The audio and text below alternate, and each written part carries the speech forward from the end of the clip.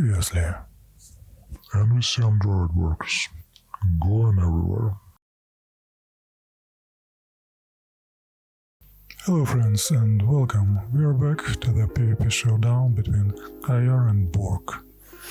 Bork is still on Sakura doing production and IR is still on Illyrian doing research. For now, IR got himself one additional planet at all about the best planet you can get, Ultra Rich 37, and Bork got himself two. The current balance of power, Bork has 18 systems and IR has 13. A couple of notable technologies which we researched previously: gravity generator normalizes gravity on a planet where it is built on, Evo mutations, IR chooses plus 25 beam attack and fantastic traders, and last but not least, holy android workers, the best android which you can hope for. Combat text includes couple of beams, inertial stabilizers, defensive measure, neutron scanner for actually detecting enemy ships and missile attack, and pulsar, which I'm most interested with. Will IR gets to the design of this radial weapon or not, has to be seen. Okay, let's get back to the game. We got another bunch of technologies being researched. With a powered armor, effectively it gives your troops, ground troops, your boarding troops, plus one hit or like one additional life. They can withstand one time they got hit. I think about it like my ground army got twice as much as big with this research. And a couple of other things like heavy fighters, the best craft you can get in this game. Carries best beam and with power point defense modification, and the best bomb in pairs. And quite hard to destroy. And we see there much awaited android workers being built everywhere, and this is a really needed boost of production power IR needs. Like gravely needs, because let's get back to the overview. As it is now, IR lacks the quantity. 5 systems is the discrepancy between Bork and IR's empire in Bork favor. As you could see, IR goes for the second system where the best planet resides. It's Ultra Rich Gaia with 37 maximum population in their middle upper part of the map. It is guarded by a crystal, space crystal, and the same planet was already, or same system was already conquered by Bork a couple of turns ago. And considering Bork has much faster development rate because his bonus is inherited, IR needs quite a time to catch up. Population still looks twice as much Bork favor. Of course, technologies should be accounted for as well. However, and racial peaks, of course. However, in this case, IR has only the amount of technologies, not a superior technological advantage. He has democracy, which gives him plus 15% to research, but other than that, only creative. And we have a combat going against the crystal, which guards the system with the best planet you can get, Ultra Rich Gaia with 37 maximum population. let's see how IR will handle this combat. All his designs are missile based, of course, and it's quite cheap and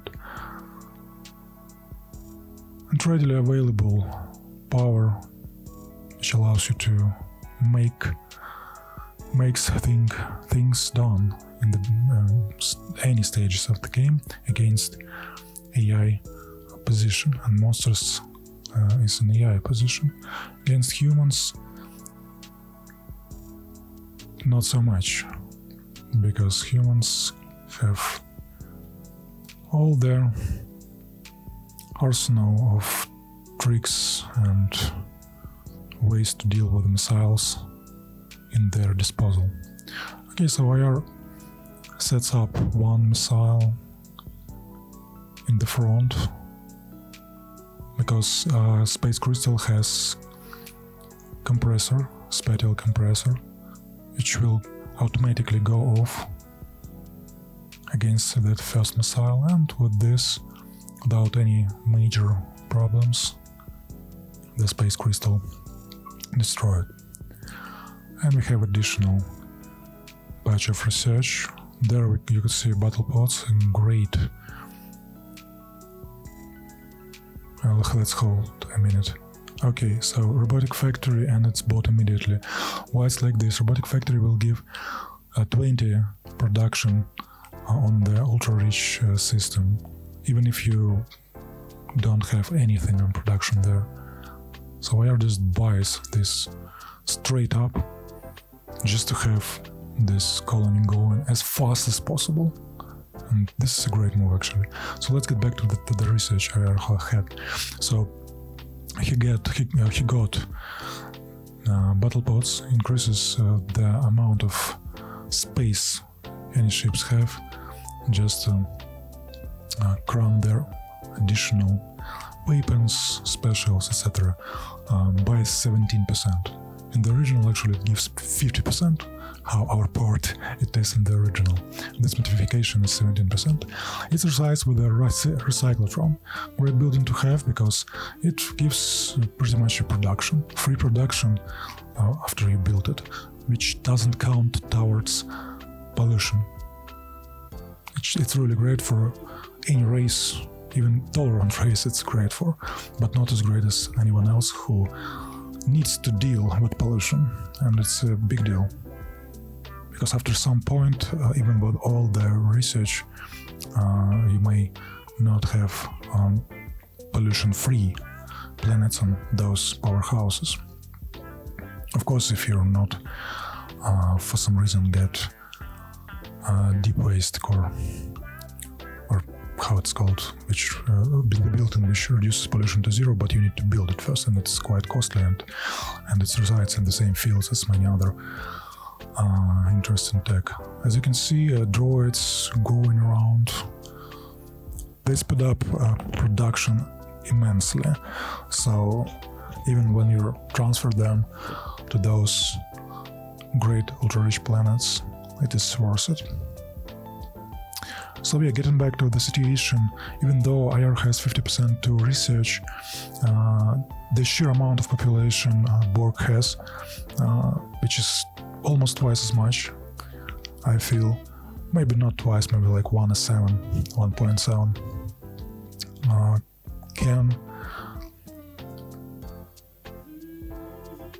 can make the research of Bork pretty much close to being the same. Of course, IR has the luxury of moral, which increases research as well by a certain percentage, and it is at least 50% on developed planets. So still IR is quite ahead in this regard, actually. So scrap what I was saying, IR still is quite ahead research-wise. So we're still in the race, it seems, even though the amount of systems and population is not in IR's favor. The research can give him a needed edge to compete, to still compete. However, there is a thing which is bothers me quite heavily. IR didn't build any spies. Like at all. I didn't see even one spy being built in this past 15 turns, which usually there is it's usually dedicated to build this army of defensive spies. I feel okay, population boom is ended, and we have another batch of research with warp interdictor. This allows escaping from battle. Planetary radiation shield. Okay, shield to have, at least to clear radiation. It's not like it's there, but still. Okay, we have colony ship on Scutellum system. As you may remember, last time IR destroyed the eel which was guarded, which guarded this system, which was guarding this system. However, did not colonize it in favor of the system with the space crystal, where he goes after beating the eel. And now he sends his recent colony ship to colonize this as well, because it's a pretty good system comparatively, not as good as other systems guarded by crystals here and hydras, but still quite usable and better than average. So yeah, getting back to the spy situations. Democracy is quite weak for spying because it has inherent disadvantage to defense, spy and defense. Well, you can defend yourself without spies. Having spies gives you quite an advantage defensively. Maybe IR depends on, or relies, should I say, on all those technologies which helps him with spying, because again, he's creative, so he doesn't need to choose spying technology versus anything else. But when democracy players chooses their tech, they always choose spying over almost anything else. So it's not like IR would have superior defensive spying capabilities with this, more than in any other games with a setup with the democracy, let's say it like this. So it's quite bothersome. I don't know. I feel like IR simply doesn't have a space even to build those spies. And by space I mean the ability, the time. He always needs to prioritize what he needs to do, and now he prioritized building droid workers instead of spies. So he pretty much gives up on spy and defense, which may lead to him leaking some crucial technologies to his opposition. And only thing which is not in a Bork favor is technology. So if Bork would get a technology, as you can see, we have no spies. I just skimmed through their diplomacy screen, where we can see spies being held in the defensive or offensive, and there are no spies at all from IR. So either IR gives up any spy and defense, or he has some kind of a plan, maybe in the last possible turn, to just build a spy in each of his system and gets like 10 or so spies, and it would be something, of course. Maybe this game is played without spies. Maybe players agreed on it. Okay, we have Scout just scouting what Bork has, and it seems Bork had himself warp dissipator, so the Scout won't be able to escape this combat. Everything else is the same. Still same fusion beams with enveloping which means Bork get at least some research in physics. And yeah, self-destructing this scout because he doesn't have the means to win this fight. And antimatter drive is researched, and it is the most needed, or I can't say the best drive, but the most useful when you get it. Of course, hyper and interface drive much better, but not like crucial, because with ion drive you still cannot travel fast enough to cover 6 parsecs per turn, while with antimatter drive you can. It gives 5 parsecs per turn plus a navigator leader in your fleet, and this is a 6 parsecs, and here you go. And we see a couple of fleets, enemy fleets, going to the middle of the Bork's territory and into the middle of the map in the Bork's territory. I'm quite interested what are those fleets, because we are closing to the 115th turn, where their non-aggression pact or non-aggression agreement would be lifted and everything goes then. Still, Air continues to tend to his empire economy and economic needs, developing newly colonized systems. Getting back to the initial recap, Air got Pulsar as one of his possible weapons to have in the ship designs. And in this modification you can have a spatial compressor as well, freely available to be researched, and as creative he will research it at some point. I'm really curious, will we see an actual radial weapon design? Because it's quite rare to see, especially with a Pulsar. Because Pulsar is as point defense or anti-aircraft missile weapon, anti-aircraft weapon is not as good as it's like expected to be, because craft has 50% evasion against radial weapons.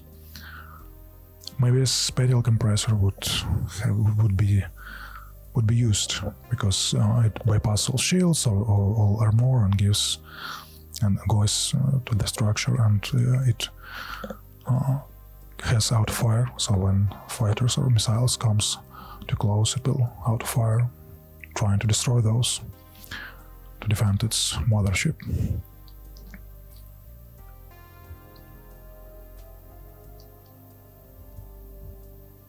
And I saw them that we should see ship designs in the nearest turns, because this time the Earth's fleet is quite small right now, a couple of destroyers as I remember correctly.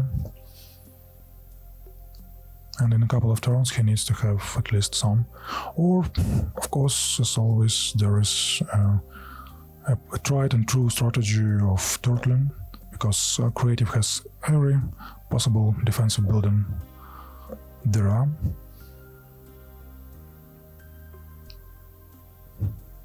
So we may see some stalling with heavily defended planets out there, just stall enough to produce fleet big enough to try and combat the surely superior numbers-wise fleet of Bork.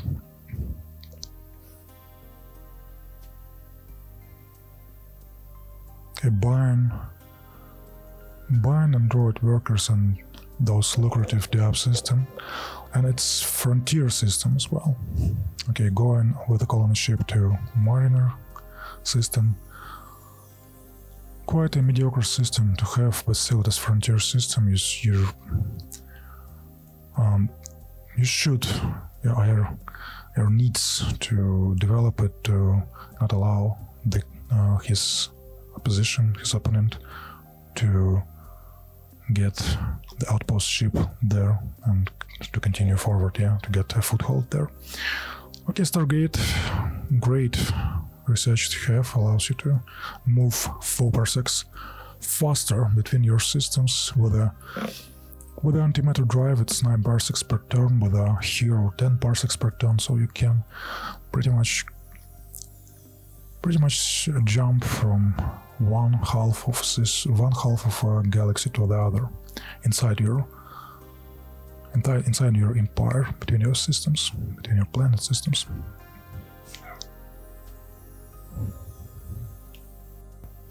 With the android workers, we will see an explosion in IR's population each turn. It will. They are producing themselves. All those buildings are working to produce those androids faster and faster, and those androids counts as the population. And it's like exponential progression. So in a couple of turns we will see more and more those androids increasing the production tolerantly, by the way, without pollution, more and more.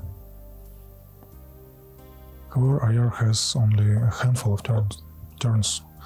Will it be enough? Yeah, you will have production capabilities. However, I don't see defensive buildings going down. I don't see offensive, like fleets, building. Yeah, you can produce a couple of defenses in the 115 or 116, to guard those frontier systems. Just buy them. So maybe this is the plan. And maybe there isn't any other way, because the opposition is maybe so much ahead, so IR needs to do this, what he's doing. Okay, still going to Mariner.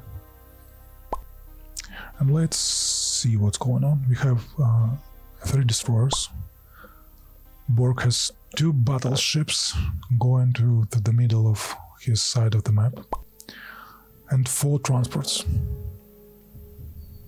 2 battleships, guys. I don't know what technologies are there, but yeah.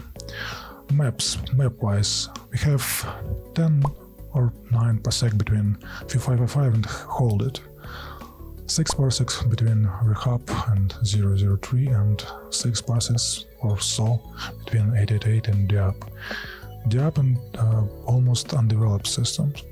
Rehab is a bit more developed with Hold It.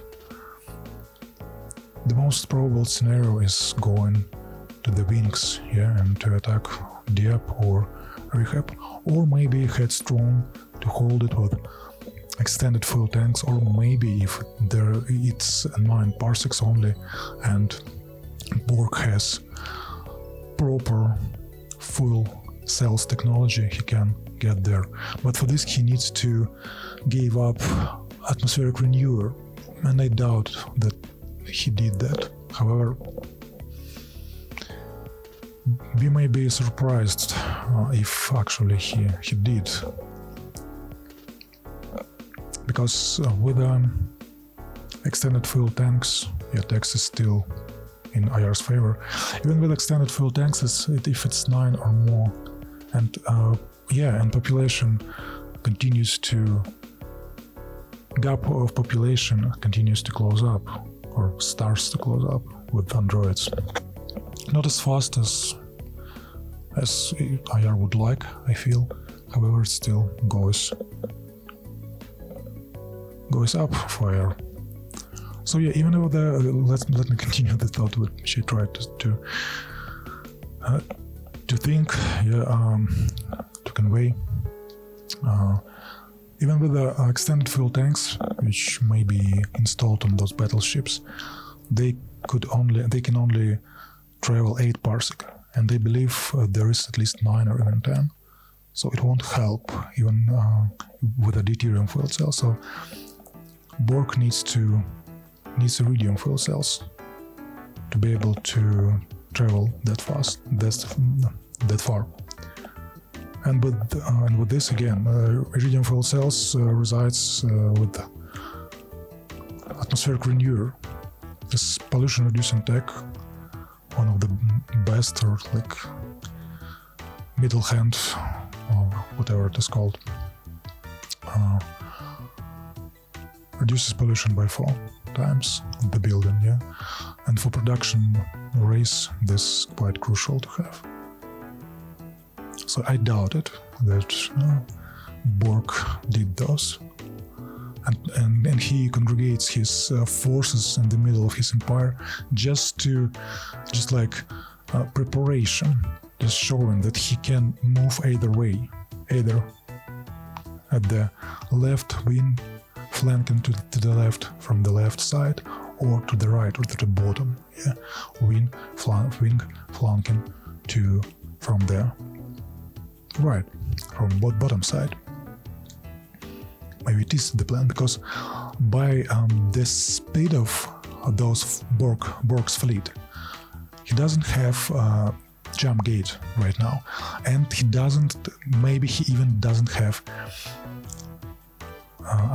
antimatter drive, because his fleets are really slow.